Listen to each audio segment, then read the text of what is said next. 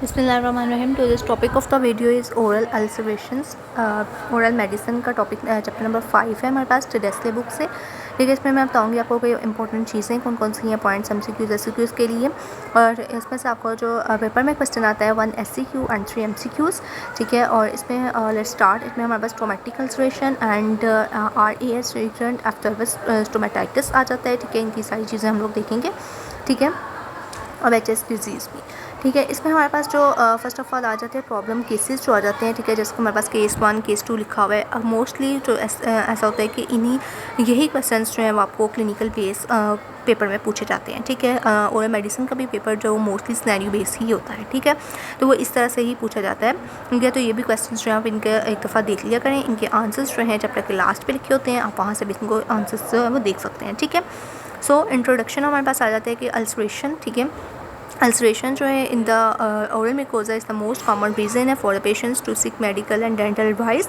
Patients में report frequent episodes of the oral ulceration ठीक है, इसमें जो इंपॉर्टेंट चीज़ हमारे पास आ जाती है ना, वो है principal causes of the oral ulceration. ठीक है, ये टेबल बहुत अच्छे से आपको आना चाहिए, आपको पास्ट पेपर में भी आ चुका है। ठीक है, इसके रिलेटेड जो हमारे पास चैप्टर नंबर 4 है, चैप्टर नंबर 14, 11 एंड 10। ठीक है, इनको भी आपने देखना होता है। लाइक जब आपको इसमें से पेपर में क्वेश्चन आएगा तो इन चैप्टर्स में से भी इसको इसी टॉपिक का होगा, लेकिन इन चैप्टर्स में से भी आपको आ सकता है। ठीक है, एक दो दफ़ा आ भी चुका है। ठीक है, तो इसलिए आपने इनको देख लेना है। ठीक है, जब आप ये चैप्टर करेंगे उसके साथ आपको ये वाले चैप्टर्स भी पता होने चाहिए। ठीक है, अगला ट्रोमेटिक अल्सरेशन जो है बहुत इंपॉर्टेंट है। ठीक है, इसकी एटियोलॉजी आपको पता होनी चाहिए। एंड देन हमारे पास इसमें जो लिखा है कि एस्प्रिन प्लेस करते हैं हम directly on the oral mucosa as a remedy for the toothache. ठीक है, can cause by the chemical burns. ठीक है, तो ये MCQ की लाइन है। ठीक है, एस्प्रिन आपको पता होनी चाहिए।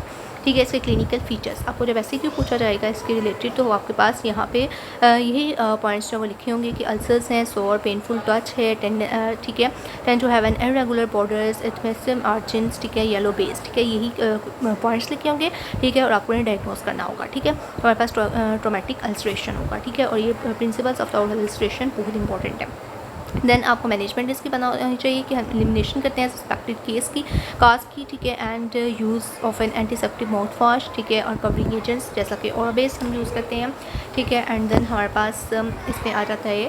ठीक है, इफ़ द परसिस्ट। ठीक है, तो उसके बाद देन हम बायोप्सी भी जो है वो करते हैं। ठीक है, उसके बाद हमारे पास ये जो पॉइंट लिखा हुआ है ये भी आपने अच्छे तरीके से एक दफ़ा रीड आउट कर लेना है बायोप्सी के रिलेटेड। ठीक है, उसके बाद हमारे पास आ जाता है रिकरेंट एप्थस स्टोमेटाइटिस। ये बहुत इंपॉर्टेंट है। ठीक है, और ये है भी थोड़ा सा इस चैप्टर का लंबा पार्ट है, लेकिन ये इंपॉर्टेंट है। ठीक है, तो इसमें आपने जो इंपॉर्टेंट चीज़ें याद करनी है, इसका आपको डिफरेंशियल डायग्नोसिस पता होने चाहिए। आपकी बुक पे जो है वो नहीं लिखे हुए। ठीक है, लेकिन आपको सप्ली 19 जो है 19 का वहाँ पे आपको आया हुआ है। ठीक है, आपको पॉइंट्स जो है वो देख सकते हैं वहाँ से।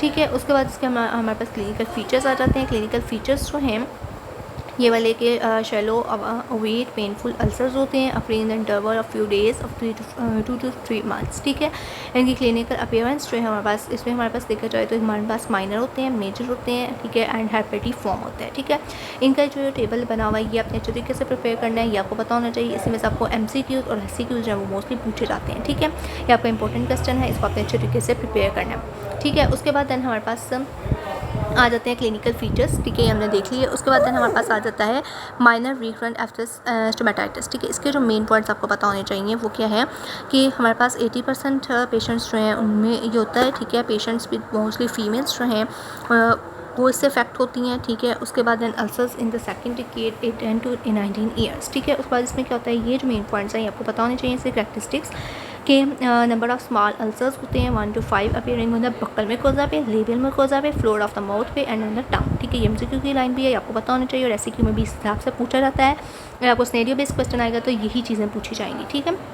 उसके बाद अल्सर्स जो हैं वो कंसनट्रेटेड होते हैं in the interior part of the mouth. ठीक है, उसके बाद हम लोग बाकी फेरेंस टॉन्सिल फोसा वगैरह में भी देख लेंगे। प्रोडर्मल स्टेज होती है जिसको हम लोग बर्निंग या फिर प्रिकिंग कहते हैं, for short period of time होती है बिफोर द अल्सर्स अपीयर। ठीक है, अल्सर्स जो हैं इसके वो less than 1 centimetre in diameter होते हैं। साइज इसका approximately 4 to 5 millimetre in diameter होता है। ठीक है, उसके बाद इंपॉर्टेंट पॉइंट है लाइनस की, वो ये है लिम्फ नोड्स, लिम्फा की इन्लार्जमेंट होती है seen in the secondary infection in severely affected patients में होते हैं। ठीक है, और उसके बाद हम लोग हीलिंग इसकी देखें तो वेरिएबल होती है। Ulcers free intervals 3 to 4 weeks जो है वो इसको लगते हैं। ठीक है, बाकी आप रीड कर लेंगे, लेकिन जो मोस्ट इंपॉर्टेंट लाइन्स हैं वो इसकी यही थी। उसके बाद हमारे पास मेजर आ जाते हैं। उसके बाद आफ्टर जो हमारे पास माइनर है वो हमारे पास मेनली होता टंग होते हैं। जो हमारे पास मेजर है वो हमारे पास लेबियल म्यूकोसा पे, ठीक है, आफ्टर 6 वीक ड्यूरेशन होती है उसकी, ठीक है। ये आपका मेन फीचर है जो कि आपको डायग्नोसिस में हेल्प करेगा, ठीक है। उसके बाद देन हमारे पास आ जाता है मेजर। मेजर क्या है? मेजर में क्या आता है कि हमारे पास लार्ज होती है, ठीक है। जनरली अल्सर्स जो है वो लार्ज होते हैं, ग्रेटर ड्यूरेशन होता है, ठीक है। लॉन्ग पीरियड ऑफ टाइम होता है, मंथ्स तक जाता है, ठीक है। जैसे कि 6 वीक्स ड्यूरेशन भी आ जाती है। प्रोडक्शन इसकी ये जो है हीप्ड अप मार्जिन्स होते हैं। अल्सर्स जो है लीवर सबस्टेनियस स्कार, ठीक है। उसके बाद है ना हमारे पास में आ जाते हैं, प्रोड्यूस करते हैं लियंस, ठीक है, through out the entire oral cavity में, सॉफ्ट पैलेट में भी, टॉन्सिलर एरिया में भी। अल्सरेशन ऑफन एक्सटेंड करती है टू द ओरल फेरेंक्स में भी, ठीक है। इन्वॉल्वमेंट जो है पोस्टीरियर ओरल टिश्यू की जो है वो मोस्टली इसमें होती है, ठीक है। डायग्नोस्टिक इसके अल्सर्स वगैरह हम लोग देख सकते हैं, ठीक है। उसके बाद हमारे पास ये जो पॉइंट्स लिखे हैं और ये जो डायग्राम्स है ना ये आपने अच्छे तरीके से प्रिपेयर करनी है। आपको ऑस्पी में भी और जो MCQs हैं उनमें पूछी जाती है, डायग्राम बनाई जाती है और आपसे पूछा जाता है कि कौन सी डिजीज़ इसको डायग्नोस करें, ठीक है। SCQ में भी आपको इस तरह से आ जाती है। तो ये डायग्राम्स आपको अच्छे तरीके से पता होने चाहिए। इनके जो मेन पॉइंट्स नीचे लिखे हुए हैं ये भी आपको आने चाहिए, ठीक है। ये डायग्राम्स आपने अच्छे तरीके से प्रिपेयर करनी है, देख लें एक दफ़ा अच्छे से, ठीक है। उसके बाद हमारे पास जो आ जाते हैं कि नंबर ऑफ़ अल्सर्स जो प्रेजेंट होते हैं वन टाइम में, ये जो लाइंस लिखी हुई है ना मेजर की, ठीक है, ये आप एक दफ़ा रीड आउट कर लीजिएगा, ठीक है। इतनी खास इंपॉर्टेंट नहीं है, ठीक है। वही चीज़ें जो पिछली थी वो उससे करैक्टरिस्टिक्स ज़्यादा इंपॉर्टेंट थे, ठीक है। बाकी आप एक दफ़ा रीड आउट कर लीजिएगा। उसके बाद हमारे पास आ जाता है हाइपरेटिव फॉर्म अल्सर्स, ठीक है। ये अभी तक फ़िलहाल आपको पेपर में नहीं आए हुए लेकिन फिर भी एक दफ़ा देख लेते हैं। इनकी करैक्टरिस्टिक्स जो है मेजर वो आपको पता होने चाहिए। इनकी डेफिनेशन, हेपेटिक फॉर्म जो है not like that of the dermatitis. Hepatic form is it dermatological practice and morphological appearance वगैरह हम लोग देखते हैं और ये काज होते हैं by the herpes virus infection से, ठीक है। उसके बाद हम लोग इसमें स्मॉल अल्सर्स होते हैं, ठीक है, एंड मल्टीपल भी होते हैं। उसके बाद हमारे पास कैरेक्टरिस्टिक्स ऑफ एक्टिसाइड देखें तो lateral margins, ventricle surface of the tongue आ जाता है, फ्लोर ऑफ द माउथ आ जाता है, ठीक है। उसके बाद हमारे पास बाकी जो है आप एक दफ़ा रीड आउट कर लीजिएगा, ठीक है। उसके बाद हमारे पास ये जो डायग्राम है इसकी इंपॉर्टेंट है, इसके नीचे ये जो पॉइंट्स लिखे हुए हैं ये आपको पता होने चाहिए, ठीक है। यही क्लिनिकल फीचर्स जो है मोस्टली आपके पास आ जाते हैं कि स्मॉल है, डिफ़िकल्ट टू सी है एंड कॉलिक डिजीज़ की वजह से फाउंड होते हैं, ठीक है। अल्सरेशन जो एलिमिनेट होती हैं बाय ग्लूटेन फ्री डाइट से, ठीक है। तो ये पॉइंट्स आपको पता होने चाहिए इसमें, ठीक है। उसके बाद हमारे पास RVS इन चिल्ड्रन में देखा जाए, ठीक है, तो 7 ईयर्स ऑनवर्ड आ जाते हैं, ठीक है। तो ये बाकी है, ये एक दफ़ा पढ़ लीजिएगा, ठीक है, इतना इंपॉर्टेंट नहीं है। एटियोलॉजी ऑफ द RVS, ठीक है, इसका टेबल जो है 5.3 ये आपको पता होना चाहिए, ठीक है। ये इंपॉर्टेंट है, आपका SCQ भी आ चुका है तो ये आपने सारे पॉइंट्स इसके याद करने हैं। उनके सारे ये जो पॉइंट्स लिखे हुए हैं इनको एक दफ़ा रीड आउट कर लीजिएगा, ठीक है। वैसे ये टेबल जो है इसको अपने अच्छे तरीके से प्रिपेयर करना है, ठीक है। बाकी हमारे पास histopathological and the immunopathogenesis of RES आ जाती है, इंपॉर्टेंट है। इसकी 3 फेजेस होती हैं, ठीक है। Pre ulcerative and healing phase. Pre ulcerative जो है उसमें हमारे पास जो है आर्च म्यूकोजल अल्सरेशंस होती हैं, मीन्स इन्फ्लेमेटरी इन्फ्लेट। हिस्टोपैथोलॉजिकली हम देखते हैं इनको, ठीक है। जो अल्सरेटिव है उनमें CD4 पॉजिटिव टी लिम्फोसाइट्स होते हैं। जो हीलिंग है उसमें CD8 पॉजिटिव सेल्स होते हैं प्रीडोमिनेंटली, ठीक है। और साथ हिस्टोपैथोलॉजी इनकी अगर देखी जाए तो उसमें ये वाले पॉइंट्स अपने याद रखने हैं कि in the presence of the local and systemic stimulus epithelial cells जो है become targets for the cytotoxic action of the lymphocytes and monocytes and are subsequently destroyed, ठीक है। और RES is not an autoimmune disease, ठीक है। ये points आपने याद रखने हैं। आपका SCQ क्वेश्चन भी है तो आपको अच्छे तरीके से पता होना चाहिए, ठीक है। उसके बाद सिस्टमिक कंडीशंस आ जाती हैं, ठीक है। ये टेबल बहुत इंपॉर्टेंट है, इसको अपने अच्छे तरीके से इन सबको याद करना है। इनमें से जो हमारे पास बेचेट डिजीज़ है इसका अलग सा सिनेरियो बेस आपको क्वेश्चन आता होता है, ठीक है।